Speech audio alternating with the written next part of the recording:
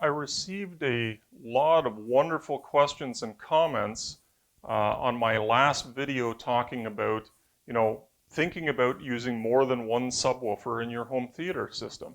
And I realized from some of the questions that I received that I didn't maybe cover in detail some of the finer aspects of, how you would set up or what you have to run multiple subwoofers. So I'd like to answer a couple of those questions here for the benefit of everyone who might have the same questions.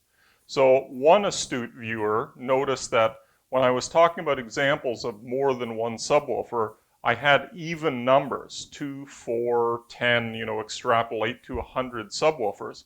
And he asked the question, well, what about 3? Could you use 3 subwoofers or 5 subwoofers?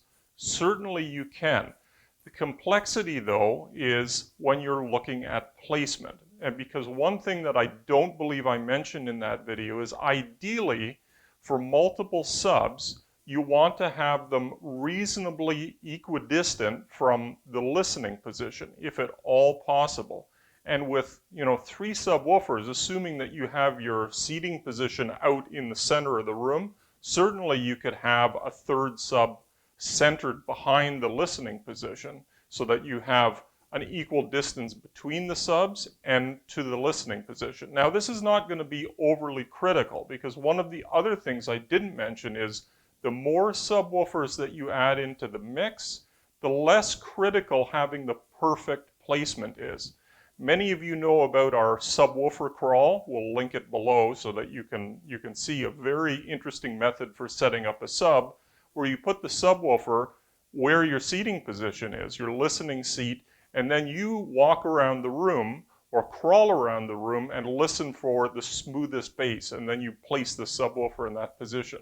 Now you can still do that with multiple subs, run each of them at a time with some test tones or music, and set each of them up in the ideal location, but this doesn't bear a lot of importance when you have multiple subwoofers. It's less critical. One thing I would recommend is when you have multiple subs, because the goal here is to smooth out the amplitude or frequency response in the room, try not plunking the subwoofers right buried in the corners of the room. Try and pull them out a little bit if you have the space available. Now, one other great question I had is, do all of the subwoofers have to be the same, exact same model, if I'm going to run multiple subs? My answer to that was no, not necessarily, but I would suggest that you have similar capability subwoofers. So what you don't want is, a tiny little sub, with, let's say, a 6.5-inch woofer in one corner of the room, and then a subwoofer with a 12 or a 15-inch woofer and tons of power in the other corner of the room. It's going to be very hard to balance those properly. So, look for, if they're not the same model, look for a similar woofer diameter, woofer size, cabinet size, and amplifier power, just so you can make sure that, you're going to be able to seamlessly integrate those into your system. So I hope that those answered some of the questions you had. Keep them coming if there's more. I know this is a topic that actually is gaining in interest, strangely enough, because I've been recommending it for almost 20 years.